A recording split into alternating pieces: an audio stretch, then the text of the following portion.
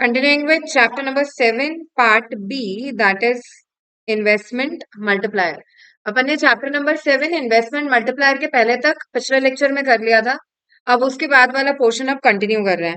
Okay, इसमें अपन देखेंगे concept of investment multiplier, उसका schedule, forward and backward action of multiplier and extend and ex post saving and investment. Okay, इसके बीच का difference.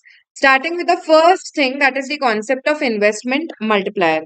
Investment multiplier, money and banking में हमने credit multiplier या money multiplier देखा है कि एक छोटे से डिपॉजिट की वजह से मल्टीपल टाइम्स मनी क्रिएशन हो जाता है।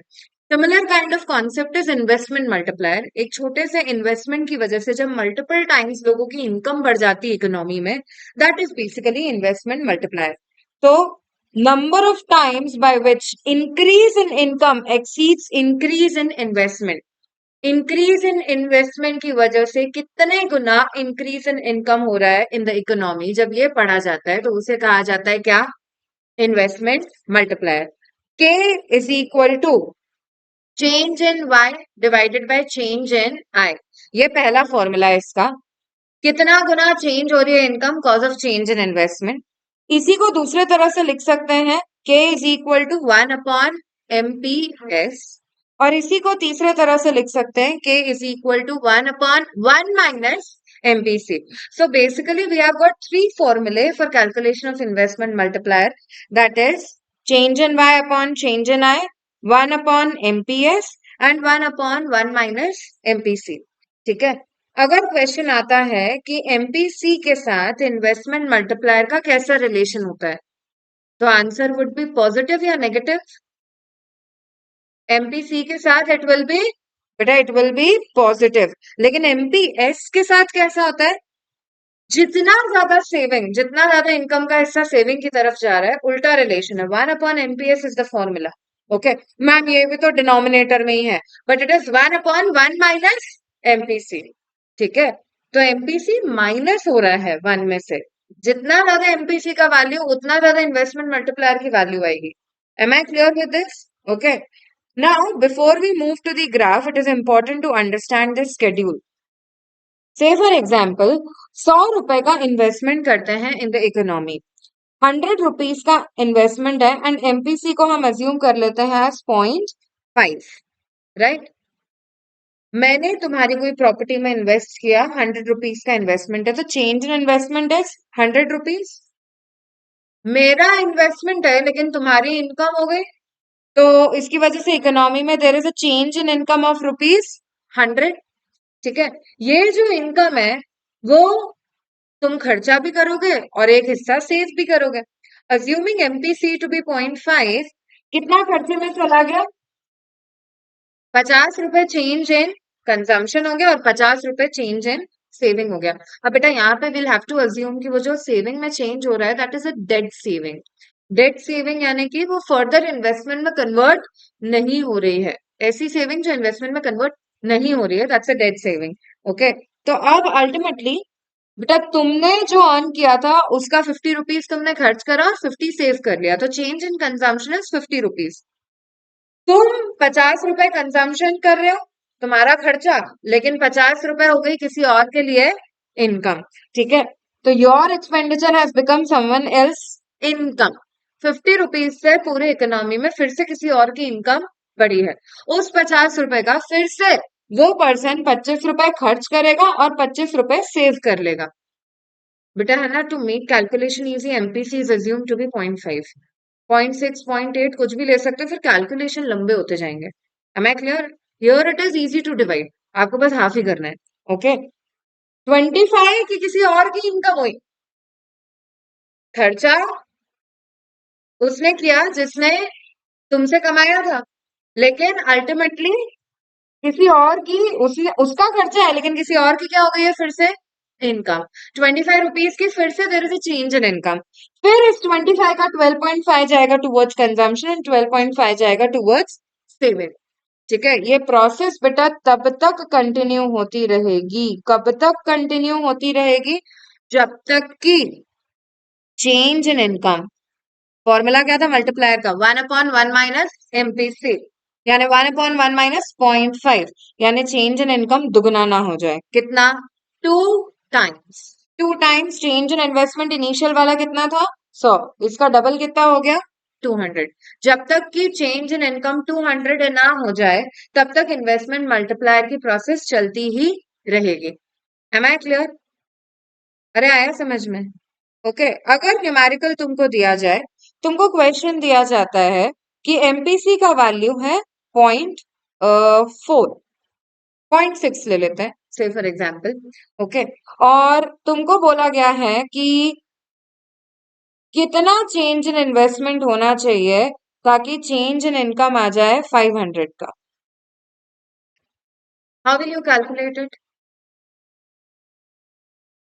के is equal to 1 minus MPC, यानी 1/1 माइनस 0.4 कितना आ जाएगा? सॉरी 0.6, तो दैट इज 1/0.4 कितना आ गया? 2.5 टाइम्स के की वैल्यू आ गई। बेटा ये अपन ने थर्ड फॉर्मूले में रखा, अब अपन फर्स्ट फॉर्मूले में वैल्यूज रख देंगे। के की वैल्यू कितनी आई? 2.5 is equal to change in income कितना देके रखा है? 500 अपॉन चेंज इन इन्वेस्टमेंट, ये अपने को निकालना है। तो 500 डिवाइडेड बाय 2.5 कितना हो जाता है? 200 is the change in investment to bring a change of 500 in income. Am I clear? Investment multiplier का क्वेश्चन न्यूमेरिकल आ सकता है, एक्सप्लेनेशन के लिए इन्वेस्टमेंट मल्टीप्लायर आ सकता है फॉर 6 मार्क्स। 4 से 6 नंबर का क्वेश्चन बनना कोई नई बात नहीं है आउट ऑफ इन्वेस्टमेंट मल्टीप्लायर। इस चैप्टर के इंपॉर्टेंट टॉपिक की अगर मैं बात करूं, तो the first important thing is numerical. ठीक है, the most important thing is numerical, या तो इन्वेस्टमेंट मल्टीप्लायर का या फिर इक्विलिब्रियम का। दे लास्ट क्यों न्यूमेरिकल। या सेकंड इंपॉर्टेंट टॉपिक की बात की जाए तो that is investment multiplier. Investment multiplier का डायरेक्ट क्वेश्चन आता है कितनी ही बार एग्जाम में, explain the process of investment multiplier. अगर ये क्वेश्चन आता है, you need to give the meaning, you need to give फॉर्मूले, you need to give schedule and this graph. अब इस ग्राफ पे आ जाते हैं, ग्राफ में है क्या। You already know aggregate demand का ग्राफ कैसा बनता है, ये चैप्टर 6 का ज्ञान है, aggregate demand and it's components. जब भी एडी का ग्राफ बनाओगे, कौन सी लाइन बनाई जाएगी? लाइन ऑफ रेफरेंस कितने डिग्री की बनती है? 45 डिग्री की बनती है। That is basically the line of income also. ठीक है, अगर वो लाइन तुम बनाते हो तो एडी का ग्राफ कहां से शुरू होगा? X axis, Y axis, origin. AD का graph starts from Y axis, right? AD का ग्राफ स्टार्ट होता है from Y axis and it's an upward sloping graph. क्योंकि इट्स अ कीनेशियन कॉन्सेप्ट, मैंने तुम्हें कल ही बताया था कि aggregate demand is equal to what? C plus I. AD is equal to C plus I. Investment कैसा है इसमें? Autonomous investment. Investment is going to remain constant, basically consumption ही धीरे धीरे बढ़ रहा है। Am I clear? अब अगर मैं बोलूं तुम्हें सी प्लस आई में इन्वेस्टमेंट पहले था 10, अचानक से तुम्हारा इन्वेस्टमेंट 10 से बढ़ के हो गया है 20, मतलब there is a change in investment of 10। ठीक है, अब अल्टीमेटली पहले तुम्हारा एडी का ग्राफ यहां बना था, पॉइंट ई पे तुम्हारा इक्विलिब्रियम आ रहा था, तो तुम्हारी इनकम कितनी हो गई? O Y level of income achieve कर रहे थे तो। ठीक है, अगर मैं तुम्हें बोल रही हूँ इन्वेस्टमेंट बढ़ गया, यानी कि एडी का पूरा ग्राफ ही शिफ्ट हो गया है। अरे हो गया है, because AD is equal to now C plus I plus change in I. ठीक है, जब एडी का ग्राफ अपवर्ड शिफ्ट हो रहा है तो you get the new equilibrium at point E one. ठीक है, नया इक्विलिब्रियम ई वन पे मिल रहा है, जहां पे तुम्हारे इनकम की लाइन, मतलब लाइन ऑफ रेफरेंस और एग्रीगेट डिमांड बराबर होते हैं। इससे जब तुम परपेंडिकुलर ड्रॉप करोगे तो you will get Y one as your new income. बेटा इतना छोटा सा change in investment has result into इतना बड़ा change in income, and that is the process of multiplier। एक छोटा सा चेंज इन इन्वेस्टमेंट जिसकी वजह से एडी का ग्राफ ऊपर की तरफ शिफ्ट हो गया, बेटा कांस्टेंट रेट से ही हो गया क्योंकि इन्वेस्टमेंट अपन ने कांस्टेंट माना हुआ है। Okay, and that is why it resulted into a big change in income. Graph, schedule, meaning, फॉर्मूले, that is what you have to give in explanation. ठीक है, अगर 6 नंबर का आता है बाय चांस, तो फिर इस ग्राफ का एक्सप्लेनेशन और स्केड्यूल का एक्सप्लेनेशन भी अच्छे से देना पड़ेगा। Am I clear? ठीक है, इनफैक्ट स्केड्यूल तो 4 मार्क के क्वेश्चन में भी you should explain briefly, it is important. Okay, Coming on to next, that is forward and backward action of multiplier. Forward action of multiplier का क्या मतलब है? अगर एक छोटा सा चेंज इन इन्वेस्टमेंट होता है, उसकी वजह से देयर इज मल्टीपल टाइम्स, छोटा सा इंक्रीज इन इन्वेस्टमेंट होता है, उसकी वजह से multiple times there is increase in income, तो ये कहलाता है forward action of multiplier. Backward क्या होगा फिर? छोटा सा डिक्रीज इन इन्वेस्टमेंट जिसकी वजह से there is multiple times decrease in income, उसे कहते हैं बैकवर्ड एक्शन ऑफ मल्टीप्लायर। जिस तरह से फॉरवर्ड वे में वर्क करता है उसी तरह से बैकवर्ड भी वर्क करेगा ही multiplier. Okay, and last thing of this particular chapter is ex ante and ex post saving and investment. दो तरह के सेविंग एंड इन्वेस्टमेंट होते हैं। कीनीशियन कॉन्सेप्ट में जिस सेविंग और इन्वेस्टमेंट की, जिस एग्रीगेट डिमांड एग्रीगेट सप्लाई की हम बात कर रहे हैं, ध्यान रखना वो प्लान्ड है, that is not actual, that is planned. क्योंकि इक्विलिब्रियम केवल प्लान्स में ही अचीव हो सकता है, एक्चुअल में तो सब बराबर ही होता है। ओके, इक्विलिब्रियम और डिसइक्विलिब्रियम केवल अराइज होता है इन प्लान्स। जितना आपने सोचा था उसके कंपैरिजन में आपके पास ज्यादा स्टॉक बच गया, that is basically a mismatch of plan. Am I clear? Really तो सब बराबर ही होता है। Finally economy has the power to achieve equilibrium in actual या रियलिटी। Am I clear? ठीक है, अब वो कैसे? ध्यान ये रखना है, जिस भी ADAS SI की अभी तक हम बात कर रहे थे वो था एक्स एंड SI ADAS। ठीक है, हम एक्स पोस्ट सेविंग और इन्वेस्टमेंट की बात कर भी नहीं रहे थे। ओके, अब ये दोनों हैं क्या? एक्स एंड का मतलब है plan saving and plan investment, और एक्स पोस्ट का मतलब है actual saving and actual investment. Okay, अब बेटा ये जो प्लान सेविंग एंड इन्वेस्टमेंट है उसमें unplanned stock, unplanned investment add नहीं होता। ठीक है, लेकिन एक्चुअल सेविंग और इन्वेस्टमेंट में तो अनप्लान्ड इन्वेस्टमेंट भी ऐड हो जाता है।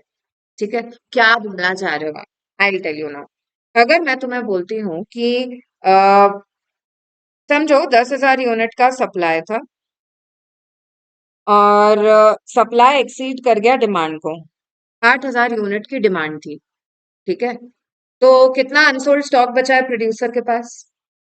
2,000 यूनिट।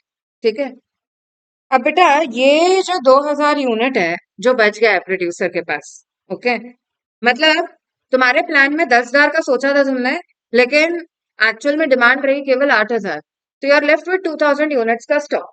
अब जो तुम्हारे पास स्टॉक बचा है, डोंट यू फील वो इन्वेंट्री इन्वेस्टमेंट ही है? फाइनली तो तुम्हारे क्लोजिंग स्टॉक में जाके ऐड हो जाएगा वो, राइट? और अगर वो क्लोजिंग स्टॉक में जाके ऐड हो रहा है तो बेसिकली वो इन्वेस्टमेंट में ऐड हो गया।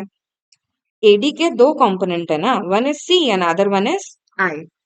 तो बेटा अगर तुम्हारे पास 2,000 यूनिट का स्टॉक बच भी जाता है, फाइनली वो 2,000 यूनिट इसमें ऐड हो गई एज इन्वेस्टमेंट, तो टोटल तो 10,000 ही हो गई ना एग्रीगेट डिमांड।